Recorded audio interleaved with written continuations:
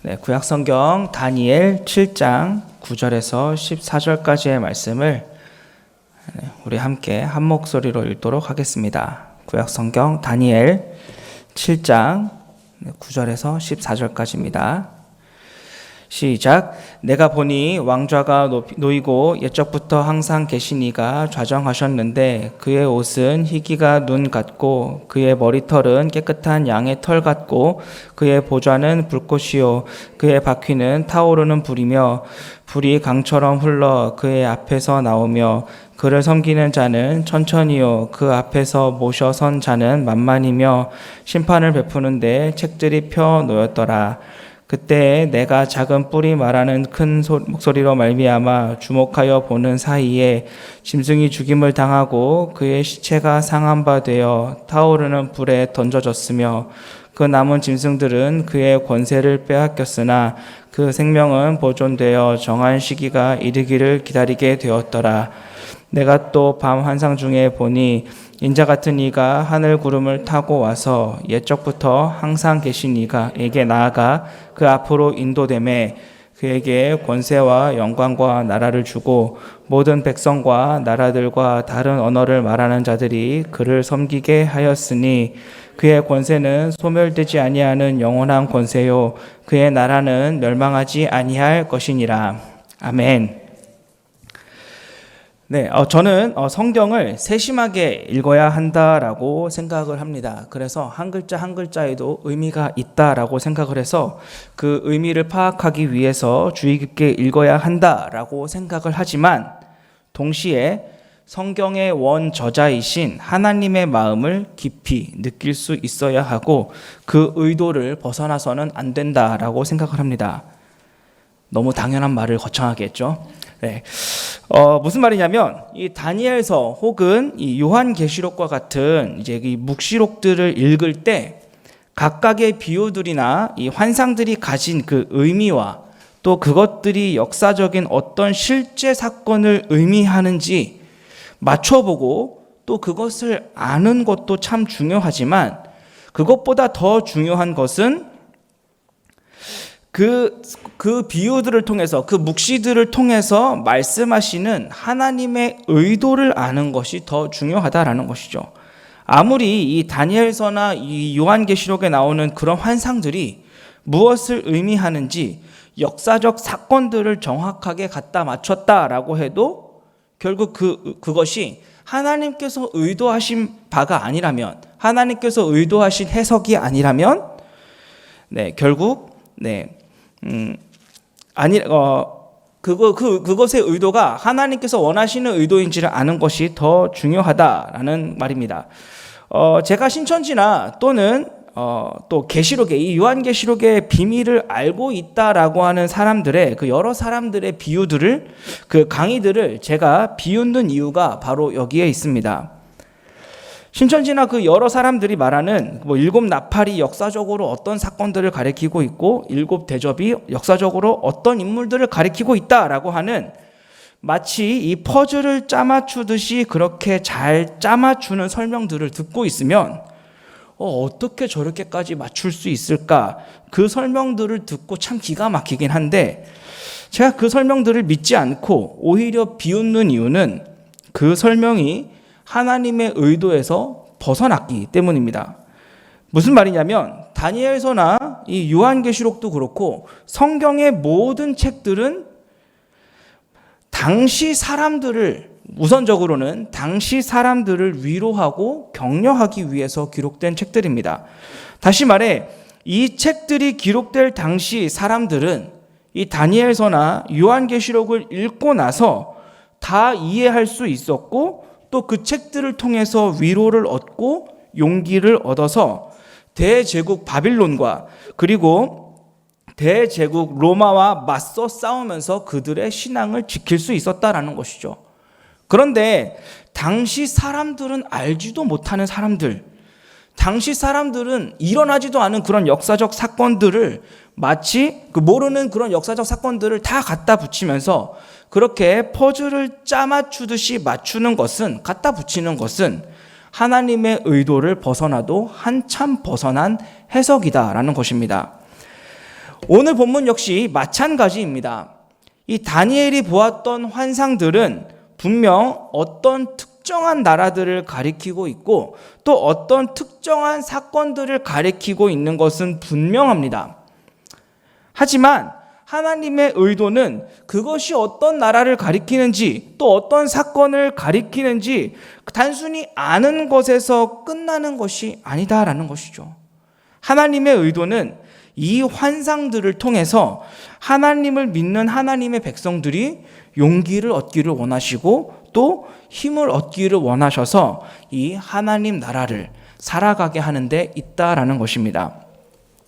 그리고 그런 그 하나님의 의도를 알고 오늘 본문인 다니엘 7장을 다시 읽으면 정말로 감동이 있습니다. 그 이유는 이 환상들은 분명 눈에 보이지는 않지만 사실은 틀림없이 존재하고 있는, 지금도 존재하고 있는 하나님 나라를 그리고 있는 환상이기 때문에 그렇습니다. 다니엘은 이 벨사살 왕 원년에, 그러니까 벨사살이 이제 막 왕이 되던 해에 이 환상들을 봤습니다. 잠시 이 벨사살 왕을 소개하자면, 벨사살은 이 바벨론의 마지막 왕으로 10년 정도를 이 바벨론을 다스렸는데, 바벨론 역사상 유대인들을 가장 못 살게 굴었고 또 가장 힘들게 했던 왕입니다. 따라서 다니엘이 이 환상을 본 것이 벨사살 왕 원년이었다라는 말은 유대인들이 지금까지 겪었던 순환보다 훨씬 더 큰 순환과 확대를 이제 눈앞에 두고 있다라는 말이죠. 일반적으로 사람들은 정권이 바뀔 때마다 기대감이 있습니다. 좋아지진 않더라도 적어도 지금보다 나빠지지 않았으면 좋겠다라는 생각을 가지고 있다라는 것이죠. 정권이 바뀐다고 내가 당장 부자가 되진 않겠지만 그래도 정권이 바뀜으로 지금보다 조금 더 숨을 쉴 수 있게 되었으면 좋겠다라고 하는 것이 일반적으로 사람들이 가지고 있는 기대이고 또 생각입니다. 그런데 정권이 바뀌었는데 앞으로 유대인들을 더 힘들게 하고 더 학대할 벨사살이 왕위에 오른 것이죠. 그리고 그때 하나님께서는 다니엘에게 오늘 본문에 나오는 환상들을 보여주셨고 그 환상에 대한 약간의 설명도 해주셨습니다. 네, 화면 좀 띄워주세요. 네, 다니엘이 본 환상에 의하면 이 그림이 정확하다라고 말할 수는 없겠지만 내 짐승이 바다에서 나왔는데 첫 번째 짐승은 사자 같았고 두 번째 짐승은 곰 같았고 세 번째 짐승은 표범과 같았고 네 번째 짐승은 이 처음에 나왔던 이 세 짐승들보다 훨씬 더 무섭게 생겼는데 뿔이 10개나 나 있었습니다. 그런데 나중에 작은 뿔 하나가 나오더니 그 먼저 있던 뿔 3개를 뽑아버렸는데 이 뿔에는 사람의 눈과 같은 것이 달려 있었고 또 입으로는 온갖 자랑을 떠벌리고 있었습니다. 네, 내려주세요. 뿔에 무슨 눈이 있고 무슨 입이 있고 이 뿔이 뭐 그렇게 자랑할까? 이렇게 생각하면은 다니엘서를 읽기가 정말로 어렵습니다. 나중에 천사가 이 환상에 대해서 해석해 주면서 내 짐승은 내 나라를 의미하고 10뿔은 10왕을 의미한다라고 그렇게 말했습니다. 내 짐승이 내 나라를 의미하지만 구체적으로 어떤 나라를 의미하는지 또 10뿔이 10왕을 상징한다고 말하지만 그 10왕이 어떤 왕들을 가리키는지 작지만 아주 강력했던 작은 뿔이 의미하는 이 왕은 누구를 의미하는지 짐작과 추측은 우리가 가능할지 몰라도 확신할 수는 없는 것이죠. 이 왕들은 이미 지나간 왕들을 의미할 수 있겠고 아직 오지 않은 왕들을 의미할 수도 있을 것입니다. 그리고 이미 지나간 나라들을 의미할 수도 있겠고 아직 오지 않은 나라들을 의미할 수도 있을 것입니다. 그런데 이 환상들을 통해서 어느 것 하나 확실하게 알 수는 없지만 우리가 짐작할 수 있는, 확실하게 짐작할 수 있는 것이 하나 있습니다. 이 환상에서 본 것처럼 짐승들이 점점 더 괴상해지고 무서워지는 것처럼 적어도 유대인들의 상태는 갈수록 더 좋아지는 것이 아니라 갈수록 더 험악해지고 이 나라들은 갈수록 더 험해지고 악해진다라는 사실입니다. 이것은 이 바벨론에서 포로 생활을 하고 있던 유대인들에게는 그렇게 좋은 소식이 아닙니다. 사는 게 조금이라도 나아져야 그나마 이 포로 생활을 견딜 만한 힘이 생길 것인데 지금은 많이 힘들어도 곧 괜찮아질 것이다 라고 하는 말을 들어야 그래도 이 힘든 생활을 견딜 법한데 가면 갈수록 더 악해지고 더 힘들어지고 이 더한 고난이 있다라고 말한다면 그렇다면 정말로 힘이 빠질 수밖에 없고 듣는 사람은 절망할 수밖에 없다라는 것입니다. 사람들은 지금보다는 조금 더 나아질 것이다 라고 하는 희망을 가지고 살아갑니다. 하지만 정작 현실은 어떤가요? 정작 현실은 더 나아지는 경우보다는 더 힘들어지는 경우들이 훨씬 더 많다라는 것입니다. 저는 인생 전반이 그리고 우리가 사는 세상이 다 그렇다라고 생각합니다. 우리의 건강은 아무리 운동을 열심히 하고 또 음식을 조절해도 그저 나빠지는 것의 속도를 조절할 뿐 더 나빠지지 않도록 막을 수 있다거나 또는 더 좋아지는 경우를 저는 본 적이 없습니다. 아무리 운동을 열심히 하고 음식 조절을 잘 해도 우리는 우리의 건강 상태가 그저 나빠지는 것을 더디게 할 뿐이지 우리가 늙어가는 것을 우리가 죽어가는 것을 더디게 할 뿐이지 아무리 노력해도 우리의 건강은 더 좋아지지 않습니다. 더 좋아질 수는 없는 것입니다. 또한 세상이 많이 편리해지긴 했지만 세상은 더 살기 힘들어졌습니다. 사람들은 점점 더 이기주의에 빠져서 점점 더 자기만 아는 것 같고 희생하고 용서하고 또 그리고 남을 섬기는 이런 일들은 찾아보기가 어려워지고 그렇게 사람들은 다 자기중심적으로 자기만 생각하는 각박한 세상이 되어버려서 살기는 분명히 편해졌는데 이상하게도 사는 건 점점 더 힘들어지고 있다라는 것입니다. 우리는 앞으로가 지금보다는 조금 더 나아질지 모르겠다라고 하는 희망을 가지고 지금도 열심히 살아가지만 애석하게도 솔직하게 말씀드리면 그럴 수 없습니다. 조금 좋아졌다 싶다가도 언젠가 다 쇠퇴하는 것이 바로 우리의 인생입니다. 그런데 지금 우리가 본 이 다니엘의 환상이 말하는 것은 결국 우리의 인생이 그렇다라는 것이죠.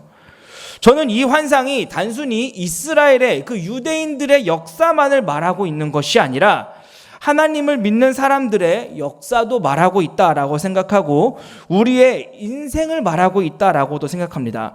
그래서 저는 이 내 짐승, 사자와 곰과 표범과 그리고 흉악스러운 열뿔을 가진 짐승이 바벨론을 말하고 페르시아를 말하고 그리스를 말하고 그리고 로마를 말한다고 하는 이런 해석도 틀리지 않다라고 생각하지만 이 환상의 교훈은 지금을 살고 있는 우리의 인생에도 하나님을 믿고 있는 지금 우리의 삶에도 적용이 되어야 한다라고 생각합니다. 느부갓네살 왕에 의해서 나라를 빼앗기고 포로 생활을 시작하게 된 이스라엘 백성들은 바벨론에서 그 고난을 받으면서 고향으로 귀환하는 것을 고대하며 살았습니다. 하지만 그들이 고대하며 고난을 견뎠던 것과는 달리 그들의 삶은 점점 더 험악해져 갔습니다. 이제 벨사살이 왕이 되었을 때 이스라엘 백성들은 이것이 우리에게 최악이라고 생각했을 것입니다. 차라리 느부갓네살 때가 더 좋았다라고 말할 만큼 벨사살이 왕이 되었을 때 그들은 오히려 더 절망할 수밖에 없었습니다. 벨사살 정권 아래에서 10년 동안 온갖 수모를 겪고 천대와 학대를 받았던 이스라엘 백성들이 이 벨사살 왕이 죽으면서 결국 본국으로 고향으로 돌아갈 수 있게 되었지만 이 고향으로 돌아온 기쁨도 잠깐이었고 예루살렘에서도 고난의 연속이었습니다. 20년 동안 계속되는 기근이 있었고 사람들의 학대가 있었고 성전 하나도 제대로 증축하지 못할 만큼 그들은 가난했고 열악했고 고난 가운데 살았습니다. 힘들게 그들이 싸우면서 겨우 성전을 지었다라고 생각했는데 더 이상의 우리에게는 아픔과 고통이 없을 것이라고 생각했는데 헬라라고 하는 나라가 쳐들어와서 이전보다 더욱더 잔인하게 이스라엘 백성들을 학대하고 죽일 때 이스라엘 백성들은 차라리 바벨론에서 포로 생활을 할 때가 더 낫다 싶을 만큼 그들은 끔찍한 고난을 경험해야 했습니다. 이제는 더 이상 없겠지. 헬라 같은 나라는 더 이상 없겠지라고 생각했는데 얼마 지나지 않아서 로마라는 나라가 다시 쳐들어와서 예루살렘 성에 돌 위에 돌 하나도 남기지 않을 만큼 잔인하게 파괴시켜버렸고 이 성에 있던 모든 어린아이와 노인들을 모두 다 끔찍하게 학살하는 장면을 목격해야 했습니다. 그들의 삶은 점점 더 어려워만 갔습니다. 이제 이 시대만 지나고 나면 괜찮을 것이라고 생각하고 이제 이 시대만 지나고 나면 다 나을 것이라고 생각했는데 사자가 지나가고 나니까 곰이 나타나고 곰이 지나가고 나니까 표범이 나타나고 표범이 지나가고 나니까 그 다음에 더 흉악한 짐승이 나와서 그 백성들을 괴롭히고 있는 모습이 바로 이 환상의 의미이고 또 우리들의 삶의 모습이다라는 것이죠. 이 일은 하나님을 믿는 사람들에게도 마찬가지이고 그리고 또한 한 개인의 삶에서도 마찬가지입니다. 세상은 점점 더 혼란스러워지고 점점 더 무질서해집니다. 점점 더 살기 힘들다 싶을 만큼 점점 더 세상은 어지러워집니다. 이 고난은 끝이 없습니다. 그렇다면 우리는 도대체 뭘 믿고 뭘 소망하면서 살아야 하겠습니까? 그나마 내일은 오늘보다 조금이라도 더 나을 것이라는 막연한 희망으로 하루하루를 견디는데 더 나아지지 않고 더 힘들어진다면 도대체 우리는 무슨 희망으로 세상을 살 수 있겠느냐라는 말입니다. 이 바벨론의 포로로 잡혀와 있는 사람들에게는 이 짐승들이 계속해서 나타난다는 환상이 아니라 그들에게 필요했던 건 이제는 그 이스라엘 백성들의 회복의 환상을 좀 보여주셨으면 좋겠는데 계속해서 고난이 이어진다라고 하는 환상이라면 도대체 뭘 희망하며 살아야 하냐라는 말입니다. 그런데 다니엘은 이 앞서 말씀드린 환상에 이어서 또 다른 환상 하나를 보았습니다. 네, 화면 보여주세요. 물론 이 그림이 정확하다라고 말할 수는 없겠지만 옛적부터 계신 이 항상 계신 이가 보좌에 앉아있는 환상이었습니다. 옛적부터 항상 계신 이란 전에도 계셨고 지금도 계시며 장차 오셔서 영원토록 계실 우리 하나님을 가리키는 말입니다. 하나님을 하나님이라고 부르지 않고 옛적부터 계신 이라고 부른 이유는 하나님이 창조주로서 그리고 지금은 또 심판주로서 그전부터 지금까지 여전히 온 세상을 다스리시는 분이심을 강조하기 위해서라고 저는 생각합니다. 순결하고 영광스러워서 양의 털 같으면서도 동시에 타오르는 불꽃 같은 그분이 온 세상을 다스리시고 심판하시는 환상이었습니다. 다니엘은 환상 중에 그리고 이 속에서 인자 같은 이를 보았는데 이 인자 같은 이가 옛적부터 계신 이 앞에 인도되어서 모든 민족과 모든 백성이 그 앞에 절을 하고 그를 섬기게 되고 또 그 인자 같은 이에게 영원한 권세가 주어지는 환상을 봤습니다. 이 인자 같은 이는 바로 우리가 알고 있는 대로 예수 그리스도를 의미합니다. 다니엘은 550년 전에 바로 이 예수 그리스도 이 모든 권세를 가지고 세상을 다스리실 예수님에 관한 이 환상을 본 것입니다. 내려주세요. 다니엘은 이렇게 두 개의 환상을 봤습니다. 하나의 환상에서는 점점 더 무서운 짐승들이 나오고 있어서 점점 더 무서워지고 공포를 느끼지만 또 다른 환상에서는 모든 세상을 주관할 권세가 인자에게 주어지는 장면을 본 것입니다. 이것은 지금 우리의 현실은 점점 더 포악한 짐승이 나타나는 것처럼 우리의 인생은 점점 더 힘들어지겠지만 하지만 동시에 지금도 여전히 영원한 하나님의 나라가 이루어져 가고 있다라고 하는 것을 의미한다라고 할 수 있겠습니다. 그리고 저는 이것이 우리의 믿음의 선조들이 바라보았던 것이라고 확신합니다. 노아는 이 보지 못하는 것을 보았기 때문에 방주를 지었고, 아브라함은 보지 못하는 것을 보았기 때문에 갈 바를 알지 못하고도 고향을 떠났고, 모세는 이 보지 못하는 것을 보았기 때문에 애굽의 금은보화보다도 하나님과 함께하는 것을 더 즐겁고 귀한 것으로 여겼습니다. 많은 선교사님들과 또 많은 복음의 증인들이 이 보지 못하는 것을 보았기 때문에 오지에서 가난과 질병과 싸우며 평생을 헌신하고 있는 것입니다. 그들이 무엇을 보았을까요? 모세가 본 것이 무엇이었을까요? 내가 지금은 고난을 당하고 있지만 잠시 후면 내가 애굽의 왕이 될 것을 보았을까요? 아브라함이 본 것이 무엇이었을까요? 갈 바를 알지 못하고 내가 이 고향을 떠나가지만 장차 가나안을 차지해서 내가 그 나라의 왕이 될 것을 보면서 나갔을까요? 노아가 본 것이 무엇이었을까요? 내가 비록 지금은 사람들에게 조롱받고 학대를 받으면서 방주를 짓고 있지만 결국은 이 새로운 세상에, 홍수 이후에 등장할 새로운 세상에 모든 인류를 다스릴 자가 될 것을 보았을까요? 그것을 기대했을까요? 아닐 겁니다. 그들이 본 것은 지금 시작되었고 지금 완성된 하나님 나라를 본 것입니다.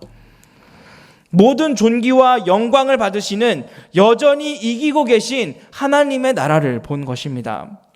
지금도 수많은 선교사님들이 20년, 30년 그 평생을 오지에 들어가서 가난과 싸우고 질병 가운데 싸우면서 그들이 학대와 고난과 목숨을 내놓고 선교하고 있는 그들이 보고 있는 것은 내가 언젠가 이러한 인정을 받는 날이 있을 것이니 그날까지는 내가 고난을 당하더라도 참고 견디리라 생각하면서 선교하고 있다라고 생각하십니까?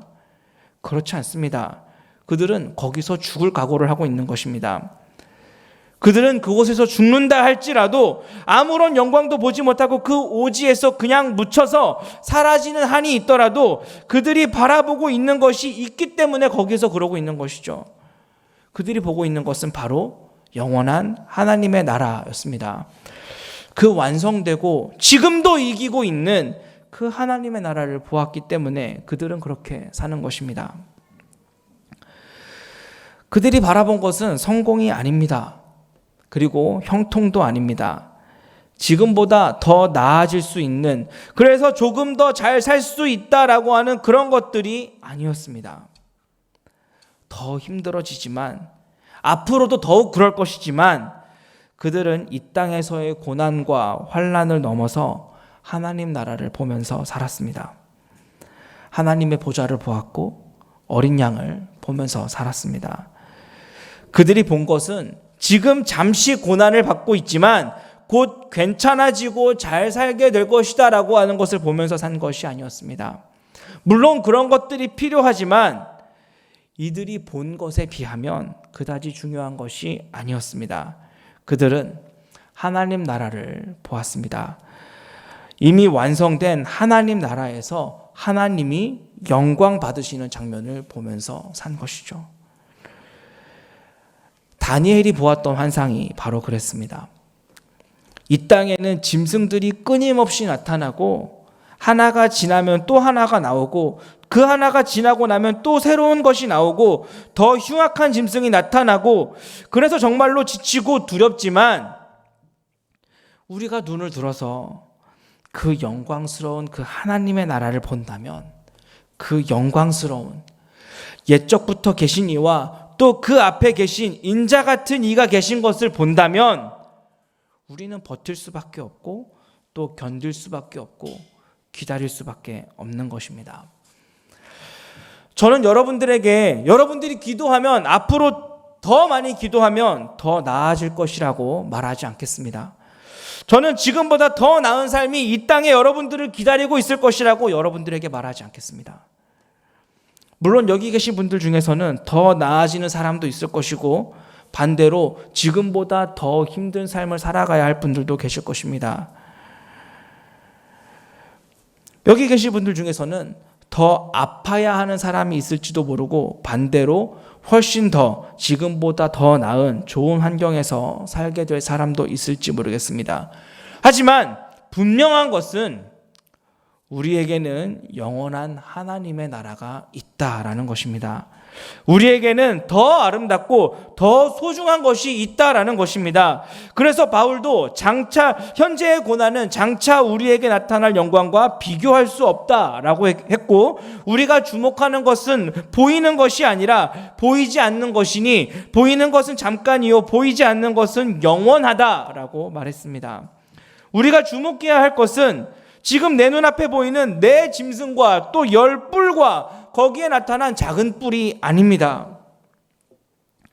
그것들이 자꾸 나타나서 우리의 눈을 거스르고 우리를 불안하고 불편하게 만들기는 하겠지만, 그럼에도 우리가 끊임없이 주목해야 하는 것은 항상 계신 이의 보좌와 그리고 이미 세상의 모든 권세를 쥐고 계신 그 인자 같은 이 바로 예수 그리스도이십니다. 이미 이 세상의 모든 권세는 예수 그리스도가 쥐고 계시다라는 것이죠. 사랑하는 성도 여러분, 너무 힘들고 고되기 때문에, 너무 어렵기 때문에, 정말 견디기 힘들어서 조금 더 나아졌으면 좋겠다고 생각하는 여러분들에게, 여러분 기도하세요. 여러분 기도하시면 하나님께서 여러분들에게 복을 주셔서 여러분들이 돈을 많이 벌게 될 것입니다. 여러분들이 기도하시면 여러분들의 건강이 더 좋아지실 것입니다. 여러분들이 기도하고 투자하시면 하나님께서는 그 투자한 종목들을 떡상하게 하실 것입니다 라고 저는 여러분들에게 말하고 싶습니다. 그런데 그것은 사실이 아닙니다. 그리고 그것은 우리가 주목해야 할 것들도 아닙니다. 저는 오늘날 우리 하나님의 사람들이 가지고 있는 심각한 문제가 있다면, 하나님의 도우심을 힘입어서 이 땅에서 형통하고 잘 되는 것을 자꾸 보려고 하고, 대신에 이미 이기고 있고 이미 완성된 하나님의 나라를 보지 않고 있는데 그 문제가 있다라고 생각합니다.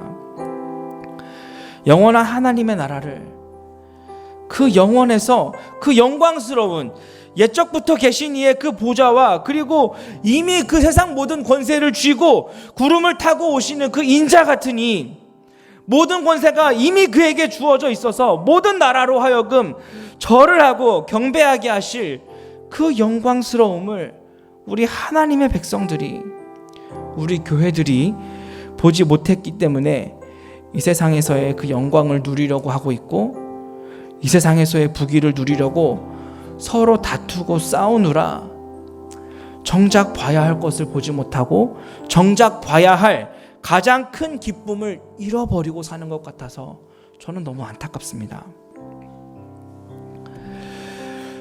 얼마 있으면 이제 우리 온 가족 수양회가 시작이 되는데, 저는 이 온 가족 수양회가 사자와 같고 곰과 같고 또 표범과 같고 또 열뿔이 난 짐승과 같은 이 우리의 현실에서 잠시나마 하나님 나라를 미리 경험하고 맛보아 즐기는 그 옛적부터 계신 이와 그 인자 같은 이를 모시고 함께 절하고 함께 높이며, 우리가 무엇을 소망하며 사는 사람들인지, 우리가 누구에게 속한 공동체인지를 함께 누리고 맛보고 즐기며 다시 확인하는 그런 다니엘이 보았던 환상과도 같은 시간이 되었으면 좋겠고, 그 다니엘이 보았던 그 환상과도 같은 것을 우리의 온몸으로 경험할 수 있는 그런 시간이 되었으면 좋겠습니다.